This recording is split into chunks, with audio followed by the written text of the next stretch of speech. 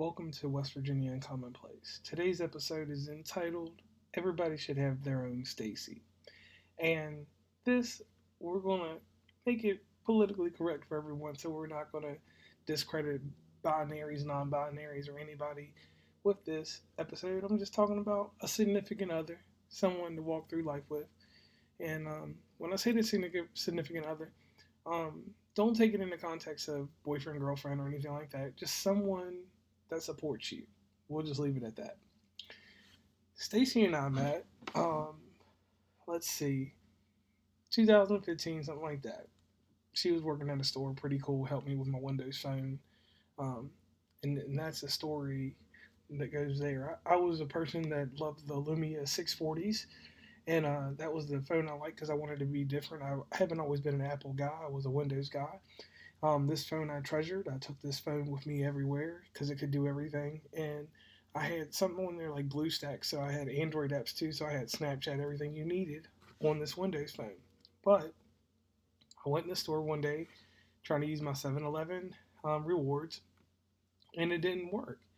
And I'm the type of person, it doesn't matter who I'm dating in life. I don't go out here and just specifically just go out here to find somebody and give them my number. But to get this app working, I had to have Stacey interact with her phone and my phone, and that's how she got my number. Every some time I was dating a lady, and me and that lady broke up, and never talked to Stacey, never anything out of the way. We always said hi and bye at the store, a smile here or there, nothing crazy.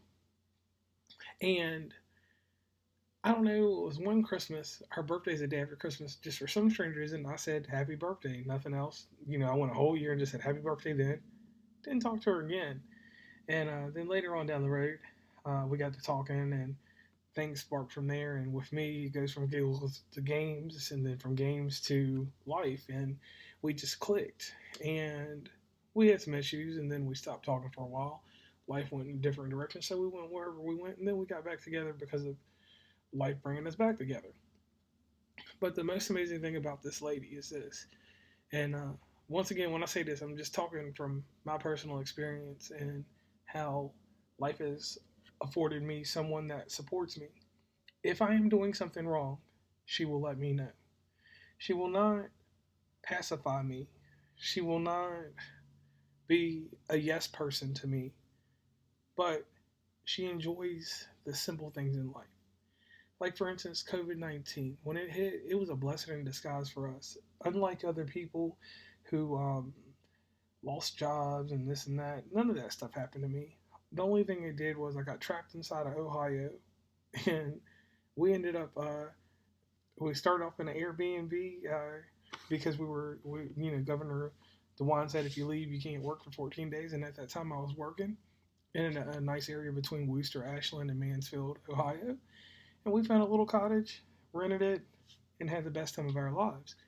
We got to know each other a little bit better because we were in a different setting, and we had to, with COVID, we had certain rules and things that we had to follow, with protocols of going into places, and you couldn't eat out anywhere. There was no place that you could actually eat out. You could get everything you wanted to go, but you could not eat out. So during this time, like, we started watching movies, getting a little bit more invested in each other, and the simple intimacy that I like and that we both approve of in our relationship. And this is not to say this works out in yours, but we were able to be in the same room and do something completely, totally different and look over, acknowledge each other if somebody needed something to drink or something like that. We were just happy to have each other's presence right there. It wasn't us over top of each other or anything crazy.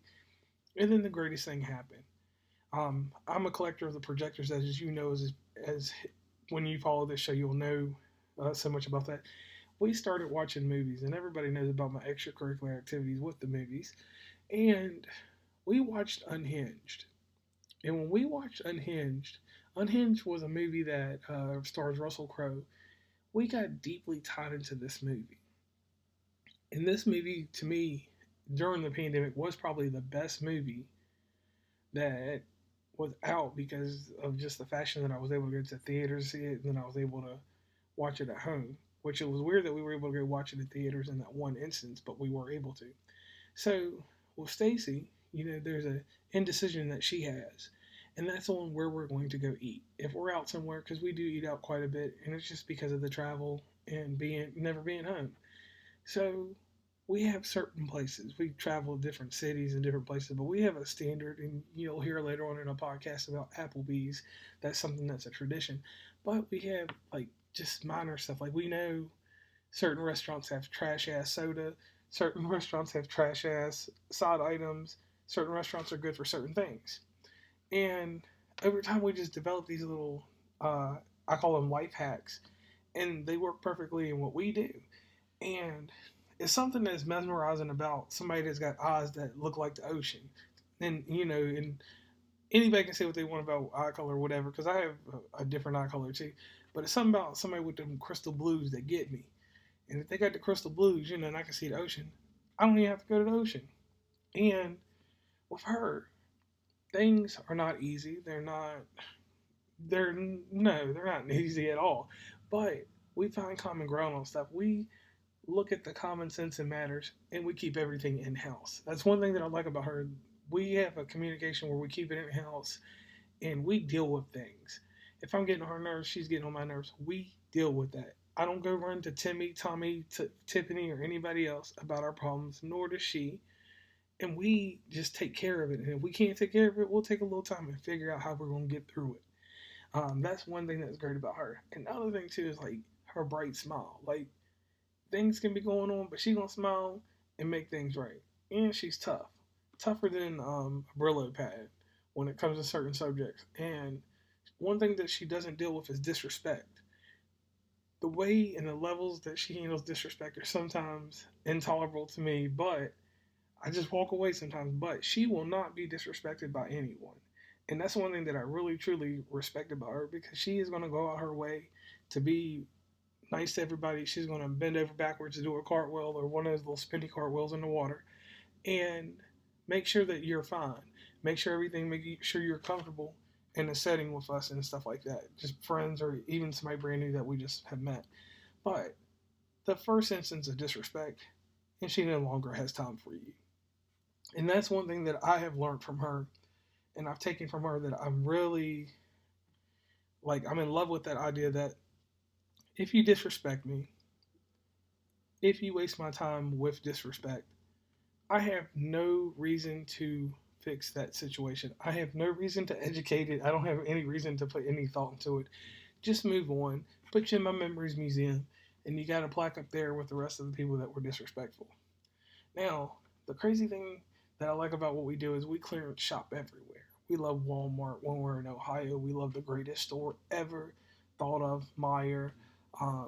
We go everywhere we look for the discount. We find what we're looking for. And she's a collector of blankets. She likes all kinds of blankets, don't matter what it is, a quilt, a down, whatever.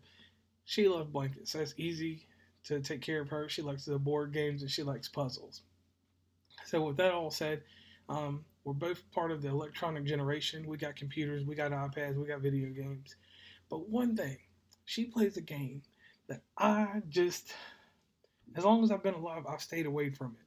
And that's The Sims. And she plays The Sims, and she plays The Sims 4 because obviously Electronic Arts hasn't made another one. And gets into it and she works it pretty well. She likes life simulators. We play Stardew Valley. She played Animal Crossing.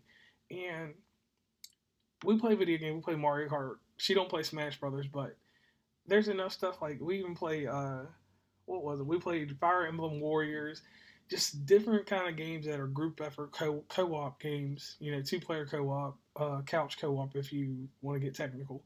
Things like that. We play them. We played the little Zelda like that and other stuff.